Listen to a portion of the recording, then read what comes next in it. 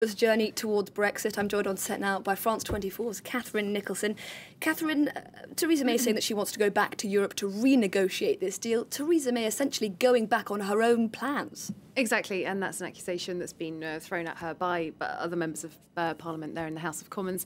Yes, she says that she's going to seek, quote, significant and legally binding change to the withdrawal agreement. That's the official name of the so-called Brexit deal. And she rounded off her speech by saying, if you want to tell Brussels what this House, the House of Commons, will accept, then you have to vote for it. So there are going to be some votes later on this evening, 7 of them in total, but the one that she's backing is a vote that basically tells the EU that the House of Commons is not happy with the current backstop arrangements designed to avoid a hard border reappearing on the island of Ireland between the British, the UK's Northern Ireland part and the Republic of Ireland, which will of course remain in the EU. And that amendment doesn't actually put forward an alternative to the backstop, but it simply says it's going against the current arrangements, and also people who support this amendment are also saying that they are against having a no-deal exit. So they do want to find some deal, but they're not happy with this one.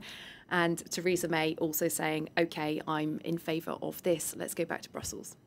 But that whole plan, of course, depends entirely on the EU being up for renegotiating this deal. Is there any chance the EU is going to be receptive to that plan? It does take two to tango, doesn't it? And the message we've had from the European Union side ever since the end of November, when this deal was struck, has been, we believe this is the best deal possible, given the red lines of both negotiating sides. Let's not forget that the European Commission laid out its red lines, respect of citizens' rights, the divorce bill, as it's called, the UK paying what it saw as its fair share into the EU budget, commitments it had signed up to, and avoiding the hard border in Ireland. And on the UK side, ending freedom of movement was one of the major red lines for Theresa May. That meant leaving the single market, leaving the customs union. So with those, if those parameters are still in place, the EU has been saying all along, well, this is the best deal that we could have within those parameters. We haven't heard anything, or I haven't seen anything particularly since Theresa May spoke from the European side. I think that's pretty normal. We still, of course, have these votes to come later on this evening. But yesterday, Michel Barnier's deputy, Sabine Weyand, was speaking in Brussels, and she was pretty scathing about the idea of any kind of renegotiation. She was saying, you know, pretty much what I've said. We've had 2 years of negotiations to get to this point.